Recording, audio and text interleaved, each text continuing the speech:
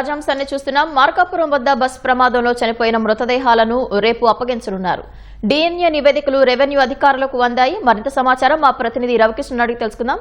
Ravikrishna, DNA నివేదికలు ఎప్పుడందాయి? మృతదేహాల అప్పగింతకు అధికారులు ఎలాంటి ఏర్పాట్లు చేస్తున్నారు?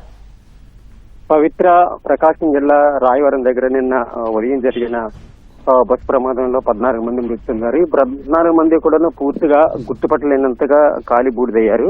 వీరిని గుర్తించేందుకు సాంకేతికంగా డిఎన్ఏ పరీక్ష నిర్వహించవలసి వచ్చింది. డిఎన్ఏ పరీక్ష నిన్న మధ్యాహ్నమే వీరికి సంబంధించిన శాంపిల్స్ అన్ని తీసుకెళ్లారు. అయితే నిన్న సాయంత్రం కానీ ఈరోజు ఉదయం కానీ ఈ డిఎన్ఏ నివేదికలు వస్తాయని భావించారు.